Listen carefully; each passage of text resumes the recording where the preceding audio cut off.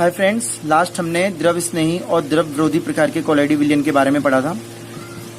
तो उनकी जो मेन बातें थी वो हमने कंप्लीट कर ली थी कि द्रव स्नेही जो है पर्याप्त आकर्षण बल के कारण स्थायी होते हैं और अगर इन्हें विद्युत अपघट्य मिलाकर आसानी से अवक्षेपित नहीं किया जा सकता और अगर अवक्षेपित कर भी दिया तो आसानी से पुनः मिलाकर के इन्हें कोलाइडी विलयन प्राप्त किया जा सकता है। इन्हें उत्क्रमणीय प्रकार के कोलाइड थे और इसी प्रकार के द्रव विरोधी कोलाइड थे, यानी पर्याप्त आकर्षण बल नहीं होने के कारण अस्थायी थे और विद्युत अपघट्य मिलाने पर आसानी से अवक्षेपित हो रहे थे। इस कारण से अनुत्क्रमणीय प्रकार के कोलाइड में पाए जा रहे थे। फिर इनका कुछ अंतर था, ये इसी बेस पर क्रिएट किया जा सकता है। आज हमारा जो आगे का टॉपिक रहेगा वो होगा परिक्षिप्त प्रावस्था। नए पेज से ले लेते हैं इसे।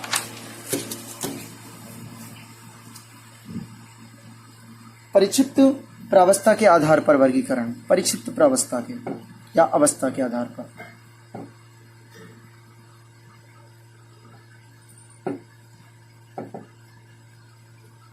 ठीक है, इसमें सबसे फर्स्ट आएगा बहुआण्विक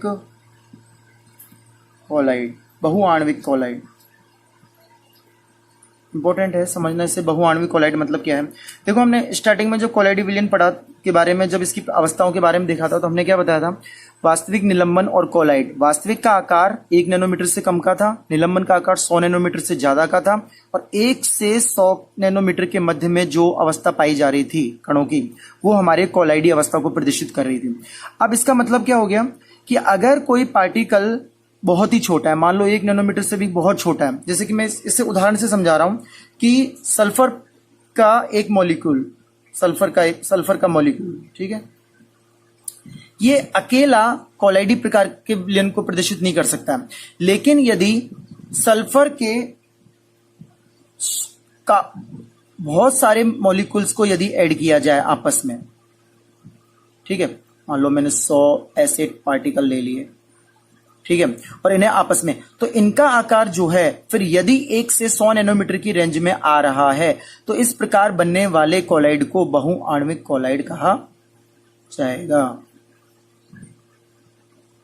कोलाइड कहा जाएगा, यानी कि मैं क्या कह सकता हूं, वे कोलाइड जिनमें 1 नैनोमीटर से कम आकार के परमाणु वांडरवॉल आकर्षण बल द्वारा संगुणित होते हैं, बहुआण्विक कोलाइड कहलाते हैं। यानी कि सल्फर के मॉलिक्यूल अगर अकेला है तो वो कोलाइड प्रकार का नहीं है, लेकिन आपस में जुड़कर के यदि वो 1 से 100 नैनोमीटर के रेंज को दर्शाता है तो इस प्रकार के कोलाइड को बहुआण्विक कोलाइड कहा जाता है। तो हमारा उदाहरण क्रिएट हो गया, सल्फर के मॉलिक्यूल, एसिड पार्टिकल यदि आपस में संगुणित होकर के बहुआण्विक प्रकार के कोलाइड को निर्मित करते हैं, फर्स्ट। सेकंड है वृहद आणविक कोलाइड।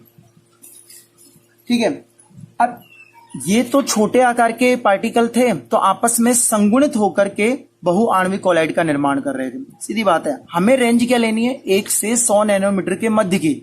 यानी कि आइडिया लगाओ कि अगर छोटे पार्टिकल हैं तो संगुणित होकर के अपनी रेंज को 1 से 100 के बीच में लेके आएंगे तो बहुआण्विक कोलाइड, और अगर बड़े पार्टिकल हैं, यानी कि मान के चलो कि 100 नैनोमीटर से भी बड़े आकार के कण हैं, तो हमें अगर कोलाइडी विलयन बनाना है तो क्या करना पड़ेगा, उन्हें पीसना पड़ेगा या उन्हें टुकड़े करके 1 से 100 नैनोमीटर के मध्य में लाना होगा।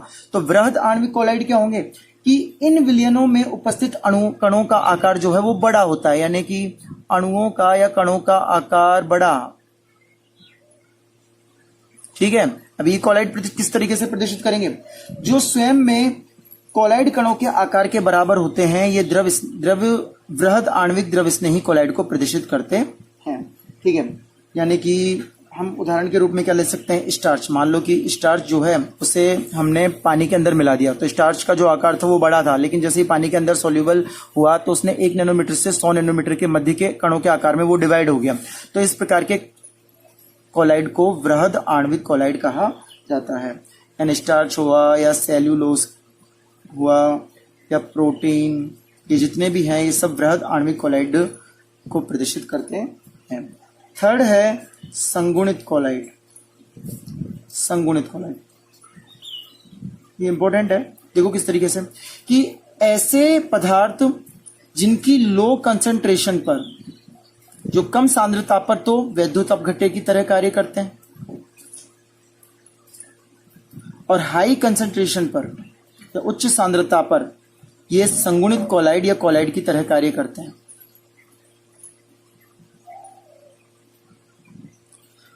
कम सांद्रता पर वैद्युत अपघट्य की तरह और उच्च सांद्रता पर कोलाइडी विलयनों का निर्माण करते हैं। ऐसे कोलाइडी विलयनों को संगुणित प्रकार की कोलाइडी विलयन कहा जाता है।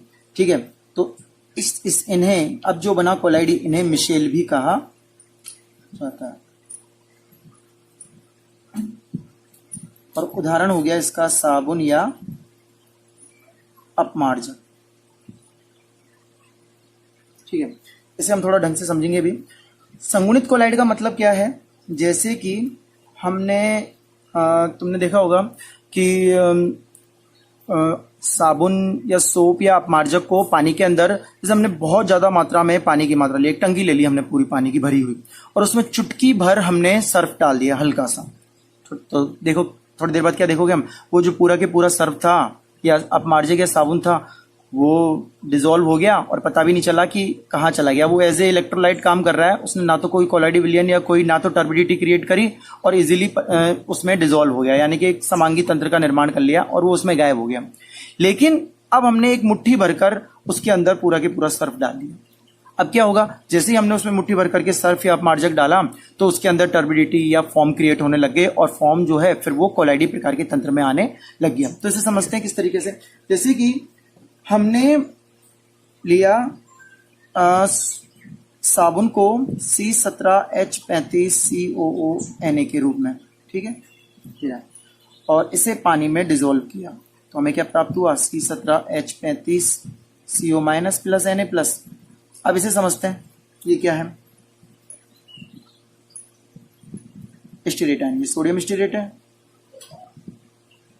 और ये स्टीरेट आयन के रूप में, इसे समझते हैं।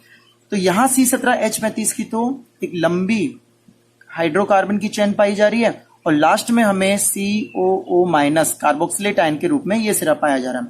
अब ध्यान से देखो, ये तो है पूरी हाइड्रोकार्बन की चेन, और हाइड्रोकार्बन की जो चेन है ये पूरी, ये नॉन पोलर या अध्रुवीय भाग को प्रदर्शित करेगी, और ये जो CO- वाला भाग है ये ध्रुवीय भाग को प्रदर्शित करेगा, ध्रुवीय भाग को प्रदर्शित करेगा ये। और अध्रुवीय भाग जो है पानी के अंदर जाने पर जल विरागी भाग को दर्शाएगा। जल विरागी मतलब ये जल से दूर भागेगा, और ये ध्रुवीय भाग जो है जल से अट्रैक्ट होगा, यानी कि ये क्या कहलाएगा, जल स्नेही भाग। ठीक है, तो हाइड्रोकार्बन की जो चेन है वो अध्रुवीय भाग या नॉन पोलर पार्ट को प्रदर्शित करेगी और जल विरागी होगी, जबकि कार्बोक्सिलेट आयन वाला जो पार्ट है वो ध्रुवीय भाग या जल स्नेही भाग को प्रदर्शित करेगा। अब मान लो कि हमने इसे पानी के अंदर डाला, जैसे ही हमने इस साबुन, ये जो पूरा साबुन था जल विरागी और जल स्नेही भाग का, हमने इसे किस में डाला, पानी के अंदर डाला। तो पानी, मान लो एक ये हो गई पानी की बूंद, H2O मॉलिक्यूल हो गया। अब ये जो H2O मॉलिक्यूल है ये किसे अट्रैक्ट करेगा, क्योंकि ये पोलर पार्ट के रूप में मान लो, तो हमारा ध्रुवीय भाग जो है वो इसकी साइड में आएगा। तो हमने इसे, ये वाला जो हिस्सा है हमने इसको हेड के रूप में ले लिया, और ये हेड और ये पूरा जो है इसे टेल के रूप में ले लिया। तो H2O के संपर्क में कौन सा पार्ट आ रहा है, CO- वाला।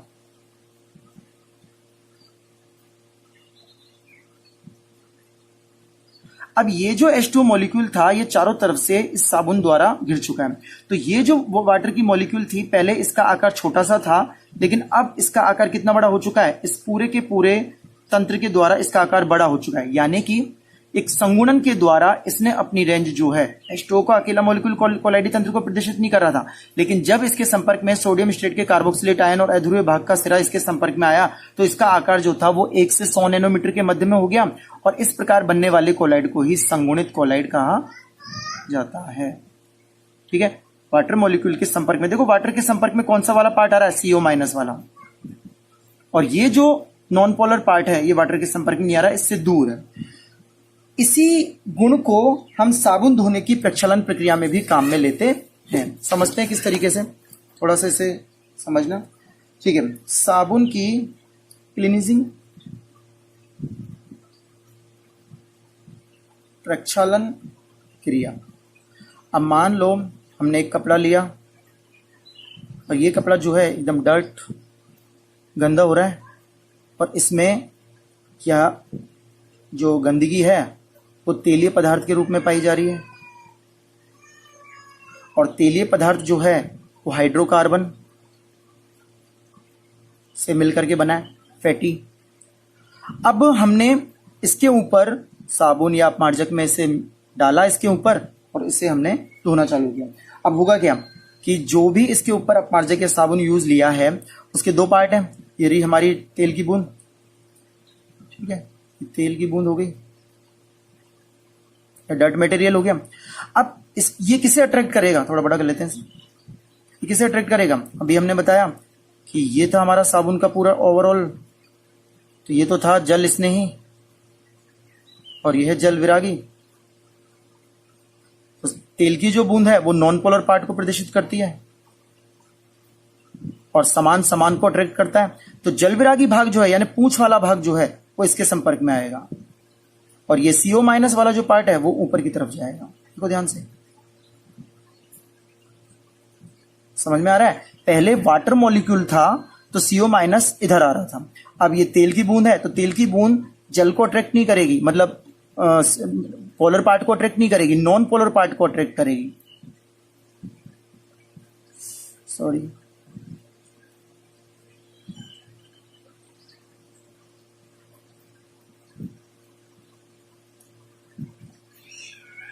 इस टाइप से ये हो गया। तो कुल मिलाकर के बाहर की तरफ जो है वो पोलर पार्ट आ रहा है, ये पोलर पार्ट है और ये नॉन पोलर पार्ट। अब चारों तरफ से इसका आकार बड़ा हो गया और किसका निर्माण कर लिया इसने, संगुणित कोलाइड या मिशेल का निर्माण कर लिया, मिशेल का निर्माण कर लिया। अब टोटल ओवरऑल इसके ऊपर सोप जो है वो अप्लाई किया जा चुका है, ये इस प्रकार के कणों का निर्माण हो चुका है। अब इसके ऊपर पानी डालो तो पानी किसके संपर्क में आएगा, पानी जो है इस पोलर पार्ट या हेड के संपर्क में आएगा और जैसे ही पानी इसके संपर्क में आएगा पूरा के पूरा पानी जो है इस पूरे के पूरे जो बड़े आकार के मिशेल का कण है इसे लेकर के उस शर्ट या कपड़े की सतह से अलग हो जाएगा। तो जैसे ही इसके ऊपर हमने क्या अप्लाई किया, पानी, तो पानी इस बूंद को लेकर के इस पूरे के पूरे जो गंदगी थी इसे ये पूरा के पूरा मिशेल का जो संगुणित कोलाइड है इसे लेकर के अलग हो जाएगा। इस कंप्लीट प्रोसेस को कहा जाता है मिशेलीकरण की प्रक्रिया। और जिस सांद्रता पर, जिस इस साबुन की जिस सांद्रता पर इस मिशेलीकरण की क्रिया संपन्न होगी इस सांद्रता को कहा जाता है क्रांतिक मिशेल कंसंट्रेशन या सांद्रता, ठीक है। ये कहलाती है हमारी साबुन की प्रक्षालन क्रिया, ठीक है। इसके बाद हमारा अगला टॉपिक आता है कोलाइडी विलयन बनाने की विधियां।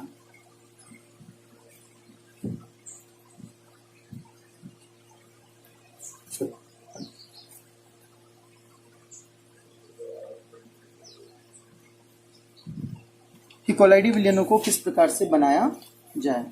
तो कुछ कुछ तो चीजें हमें समझ में आने लगी होंगी कौन कौन किस प्रकार से, कि जैसे कोलाइडी विलयन जो हैं अगर कणों का आकार बहुत ज्यादा बड़ा है तो उन्हें पीस करके और यदि कणों का आकार छोटा है तो उन्हें आपस में संगुणित करके कोलाइडी विलयनों का निर्माण किया जा सकता है। एक जनरल टर्म के रूप में समझ रहे हैं इस चीज को। तो बाकी प्रोसेस जो है कोलाइडी विलयनों को बनाने के लिए, यानी कि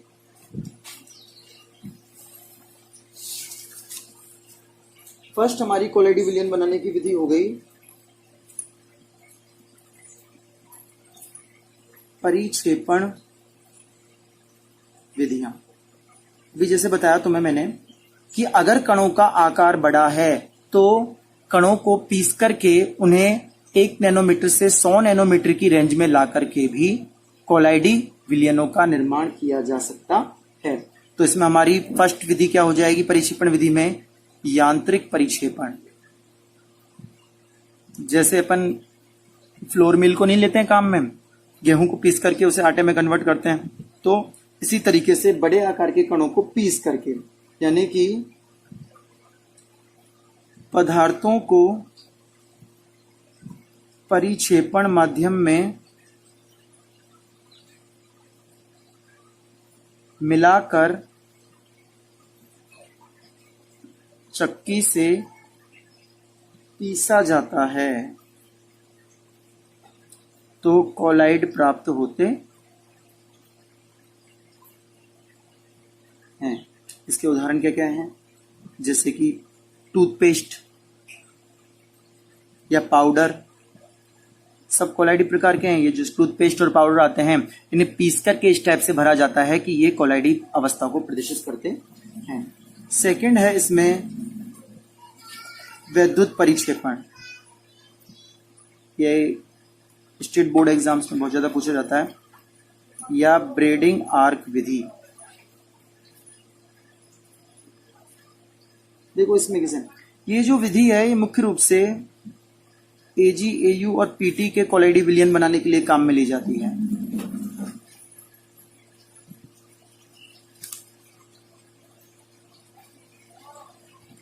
सिल्वर और प्लेटिनम के जो कोलाइडी विलयन है वो इस विधि से बनाए जाते हैं। चेक करते हैं किस प्रकार से काम में लेते हैं इस ब्रेडिंग आर्क विधि को। होता क्या है इसमें कि एक कंटेनर जिसमें चारों तरफ से ये बर्फ भर दी जाती है, संघनित करने के लिए बर्फ डाल दी इसमें, और यहाँ पर परिक्षेपण माध्यम भर दिया, और बीच में एक पोर्सिलिन की प्याली काम में ले ली, एक स्टील की या जनरल कोई प्याली होती है, और उसके अंदर हमें जिसका भी कोलाइडी विलयन प्राप्त करना है वो परिक्षिप्त प्रावस्था के रूप में भर दिया। मान लो सोने का प्राप्त करना है, एजी का या एयू का या प्लेटिनम का, और उसे हमने यहाँ पर भर दिया। अब नॉर्मली तो ये द्रव विरोधी कोलाइडी की तरह कार्य करेगा, तो द्रव विरोधी कोलाइडी की तरह कार्य करेगा तो इसका कोलाइडी विलयन बनाना आसान नहीं है। तो इसे बनाने के लिए हमने क्या किया कि यहाँ पर 2 इलेक्ट्रोड लिए और इन दोनों इलेक्ट्रोडों को हमने बैटरी से जोड़ दिया। ठीक है, धनावेश और ऋणावेश, और इन्हें आपस में, ये जो दोनों इलेक्ट्रोड है इन्हें आपस में टच कर दिया। तो जैसे ही इन्हें आपस में टच करेंगे तो आर्क उत्पन्न होगा, और आर्क उत्पन्न होगा तो हीट जनरेट होगी, और हीट जनरेट होगी तो ये जो पूरा के पूरा AgAU प्लेटिनम का मटेरियल है ये वाष्प अवस्था में कन्वर्ट होगा, और जैसे ही वाष्प अवस्था में कन्वर्ट होगा इन बर्फ की सहायता से संघनित होकर के ये वापस से ये वाष्प अवस्था में कन्वर्ट होगा, लेकिन ये सॉलिड में कन्वर्ट होने का प्रयास करेगा। लेकिन उससे पहले ही ये जो ये जो बर्फ है ये इससे संघनित करके ये इस परिक्षेपण माध्यम में डिसॉल्व कर देगी, यहाँ पर डिसॉल्व हो जाएगी ये इसकी वाष्प जो है। यानी कि इस आर्क द्वारा उत्पन्न जो भी हमारे पास मटेरियल है उसके कारण जो वाष्प बनेगी उसे इस बर्फ के माध्यम के द्वारा संघनित करके कोलाइडी विलयन प्राप्त किए जाते हैं। तो इस विधि को ब्रेडिंग आर्क विधि कहा जाता है। ठीक है, इसके अलावा सेकंड विधि है हमारी संघनन विधि।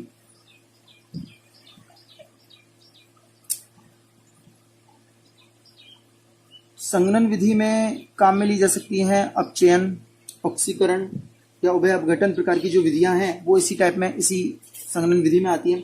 जैसे कि फिर से वही कन्वर्ट ले लेते हैं अपन, AgAU और ये PT जो भारी धातुएं हैं इनके कोलाइड आसानी से नहीं बनाए जा सकते हैं। तो अगर इन्हें किसी के द्वारा अपचयित कर दिया जाए तो आसानी से हम इनके कोलाइड विलयन प्राप्त किए जा सकते हैं। जैसे कि मैंने क्या किया, AuCl3 के विलयन में को कोई अपचायक ले लिया। नॉर्मली हम जानते हैं अपचायक के रूप में या तो टैनिक अम्ल ले लो या स्टेनस क्लोराइड ले लो। अभी मैंने ले लिया फॉर्मेल्डिहाइड का सॉल्यूशन ले लिया, मान लो SCHO, और इसे इसमें से प्रवाहित किया। तो SCHO किसकी तरह कार्य करता है, एक अपचायक की तरह कार्य करता है। और अगर अपचायक है तो ये AuCl3 को किसमें क्या कर देगा, अपचयित कर देगा। यहाँ Au+3 अवस्था में है और अपचयित करके इसे AU अवस्था में लेके आ गया। इसने इसका अपचयन कर दिया, खुद क्या हो जाएगा, ऑक्सीकृत, और ऑक्सीकृत हो जाएगा तो किसमें कन्वर्ट हो जाएगा, एसिड में, और साथ में HCl का निर्माण होगा। तो यानी कि अपचयन के द्वारा धातुओं के कोलाइड को प्राप्त करना किसमें आता है, अपचयन विधि के अंतर्गत काउंट किया जाता है। और इस प्रकार ये जो AU प्राप्त होता है, इस प्रकार जो AU का कोलाइडी विलयन प्राप्त होता है ये बैंगनी रंग का होता है।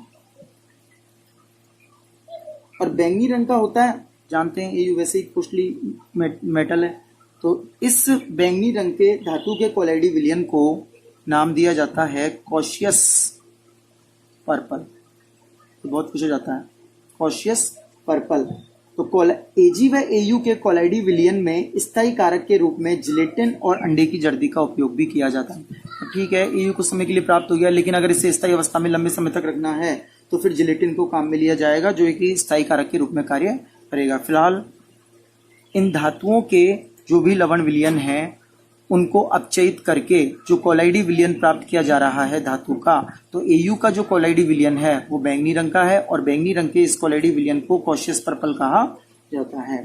ठीक है, एक तो हो गया हमारे पास में ये। सेकंड ले लेते हैं हम ऑक्सीकरण, और इसके द्वारा प्राप्त किए जाते हैं सल्फर, सेलेनियम या आयोडीन अधातुओं के कोलाइडी विलयन प्राप्त किए जाते हैं, जैसे कि H2S। और अगर इसमें हमने SO2 गैस प्रवाहित कर दी तो ये ऑक्सीडाइज होकर के सल्फर प्रोड्यूस करेगा और जल प्रोड्यूस करेगा। तो यहाँ पर SO2 जो है एक ऑक्सीकारक की तरह कार्य कर रहा है और H2S को ये सल्फर में मुक्त कर रहा है। तो ऑक्सीकरण विधि के द्वारा सल्फर का कोलाइडी विलयन प्राप्त करना। ध्यान दो, हमने सल्फर को किस तरीके से किस रूप में काउंट किया था? बहुआण्विक कोलाइड के रूप में। यानी सल्फर का एक मॉलिक्यूल हमें इस रूप में प्राप्त नहीं हो सकता कि वो कोलाइडी विलयन का कोलाइड का निर्माण कर ले, लेकिन जब उसे अधिक मात्रा में मिलाया जाता है तो वो बड़े आकार के कणों का निर्माण करता है और उसी के कारण वो किस रेंज में आ जाएगा? फिर कोलाइडी प्रावस्था के रेंज में आ जाएगा। और इस प्रकार दूसरा प्रोसेस है हमारा ऑक्सीकरण, जिसके द्वारा हमने क्या किया? इसका कोलाइडी तंत्र का निर्माण किया है। तीसरा हम ले सकते हैं जल अपघटन।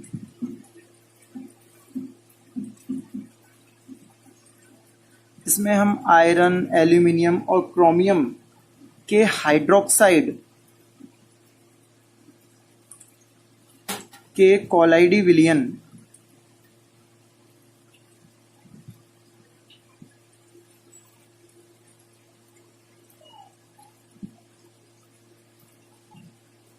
प्राप्त करते हैं।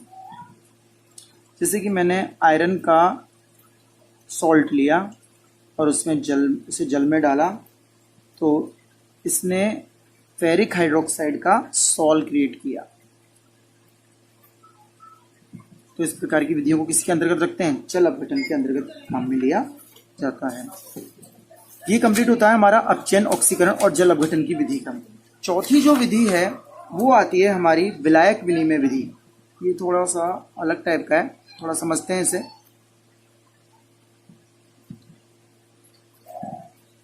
ये किस टाइप से, इसका उदाहरण देख लेते हैं हम। ये नॉर्मली सल्फर, फास्फोरस और रेजिन के लिए काम में ली जाती है ये वाली जो विधि है। अब जैसे हमने फास्फोरस के, जो हमें पता है फास्फोरस P4 अवस्था में पाया जाता है। फास्फोरस को हमने अल्कोहल में और पानी में डिसॉल्व किया। फास्फोरस जल में डिसॉल्व नहीं होता है, लेकिन अल्कोहल में आसानी से क्या हो जाता है? विलय हो जाता है।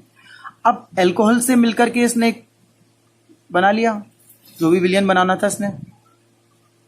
अब हमने इस P4 और अल्कोहल से मिलकर के जो विलयन बना है इसे हमने जल में डाला, इसको इस जल में ऐड कर दिया। तो अब क्या होगा? और वो भी ज्यादा मात्रा में उपस्थित जल है उसमें डाल दिया, तो अल्कोहल तो जल में डिसॉल्व हो जाएगा, विलय हो जाएगा। लेकिन इसकी वजह से अब ये जो P4 है ये जल के साथ मिलकर के जिस प्रकार के विलयनों का निर्माण करता है उसे इस विलायक विनिमय विधि द्वारा बनाए गए कोलाइड विलयन कहा जाता है। यानी कि अल्कोहलिक विलयन में जल का आधिक्य मिलाने पर इनके कोलाइड प्राप्त होते हैं, क्योंकि अल्कोहल में कणों का आकार सूक्ष्म होता है परंतु जल में संयोजित होकर के कोलाइडी कणों का निर्माण कर लेते हैं। ठीक है, इसके बाद आता है हमारा कोलाइडी विलयनों का शुद्धिकरण।